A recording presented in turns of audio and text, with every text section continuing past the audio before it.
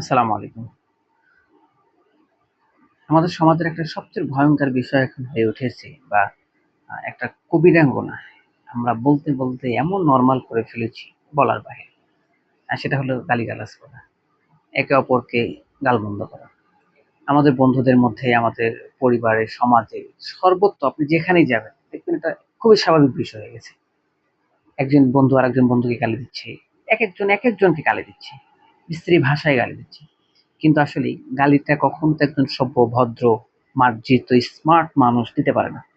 যে নিজেকে শিক্ষিত বলে দাবি করে, যে নিজেকে সভ্য, ভদ্র বলে দাবি করে, তার মুখের ভাষা, তার গালিগালাজটা তার কাজ হতে পারে না। আসলে গালিগালাজ করলে অনেকগুলো ক্ষতি হয়। কিন্তু আমরা বন্ধুদের মধ্যে আমাদের দেখা হলে অনেক বন্ধু আছে সম্বোধন করে গালি দেয়। রাসূল সাল্লাল্লাহু আলাইহি ওয়াসাল্লাম বলেছেন, সিবাবুল মুসলিমি ফুসুকুন। গালি দেওয়া একটা ফাসিক কাজ। তার মানে যে গালি দিচ্ছে সে একটা ফাসিক কাজ করছে। তার মধ্যে অনুশোচনা নাই। দেখা হলে একটা সম্বন্ধ করছি না, সম্বন্ধের বদলেও গালি দিচ্ছি। এটা ফাসিক কাজ।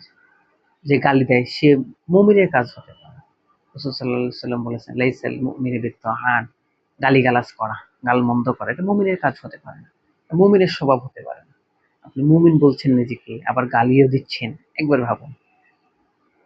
যে গালিগালাজ করে সে স্পষ্ট গুনাহ বোঝা বহন করে।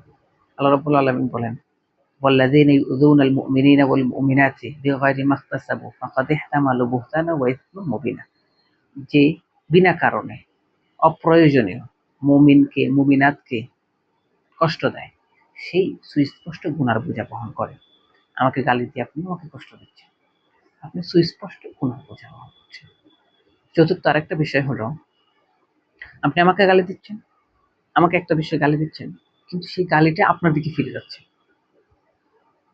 আপনি আমাকে বলছেন একটা গালি, সেটা আপনার দিকে ফিরে যাচ্ছে। রাসূল বলেন, মান দাআ রাজুলান বিল কুফরি ওয়া ক্বালা আদুওয়াল্লাহি। যে মানুষকে কুফরির কথা বলে বা আল্লাহর শত্রু বলে সম্বোধন করে, সে যদি সেটা না হয় তাহলে সেটা নিজের দিকে ফিরে আসে। ইল্লা হারা আলাইহি, নিজের দিকে ফিরে আসে। আপনি আমাকে গালি দিচ্ছেন এমন একটা গালি, সেটা আমি না হলে আপনার দিকে ফিরে যাচ্ছে। আপনি আমাকে গালি দিচ্ছেন না, বরং নিজেকেই গালি দিচ্ছেন। সর্বশেষ সবচেয়ে জঘন্য যে কাজটা, আপনি আমাকে গালি দেওয়ার মাধ্যমে আপনার পিতামাতাকে লানত করছেন। রাসূল সাল্লাল্লাহু আলাইহি ওয়াসাল্লাম বলেন, ইন্না মিন আকবারিল কাবাইরি ইলহানার রাজুলু বিওয়ালিদাইহি।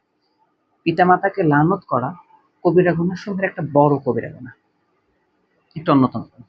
সাহাবারা জিজ্ঞেস করলেন, রাসূলুল্লাহ কাইফা ইয়ালহানুর রাজুলু ওয়ালিদাইহি। পিতামাতাকে কেমনে লানত করে? রাসূল বললেন, ইয়াসুব্বুর রাজুলু আবা রাজুলি ফায়াসুব্বু আবাহ। যে একজন অপরজনের পিতাকে গালি দেওয়ার মাধ্যমে নিজের পিতাকে লানত করে, এবং ওয়াইসুব্বু উম্মুহু ফায়াসুব্বু উম্মুহু, নিজের মাতাকে লানত করে অন্যের মাকে গালি দেওয়ার মাধ্যমে। আমরা সর্বদা গালি দিচ্ছি অন্যের মাকে, অন্যের বাবাকে। কিন্তু বিষয়টা হচ্ছে নিজের মাকে, বাবাকে লানত করছি। দেখেন, একটা গালি, একটা শব্দ ব্যবহার করার ফলে আপনার ৫ টা ক্ষতি হচ্ছে।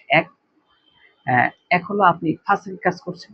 ২, আপনি মুমিন, এটা আপনার মুমিনের স্বভাব না। ৩, আপনি প্রকাশ্য স্পষ্ট পাপের বোঝা বহন করছেন এই গালি দেওয়ার মাধ্যমে। ৪, এটা দ্বারা দ্বারা আপনি নিজেকেই গালি দিচ্ছেন। ৫, এটা দ্বারা আপনি আপনার পিতা বা মাতাকে লানত করছেন। কাজেই আমাদের সকলের উচিত, আমি আপনাদেরকে করজোড়ে অনুরোধ করব, আমার ব্রাদার, ফ্রেন্ড সার্কেল, বন্ধু-বান্ধব, পরিবারের, সমাজে যারা আছে বা যারাই ভিডিওটি দেখছেন, নিজেকে একটু সংযত রাখুন এবং গালিগালাজ থেকে বিরত থাকুন।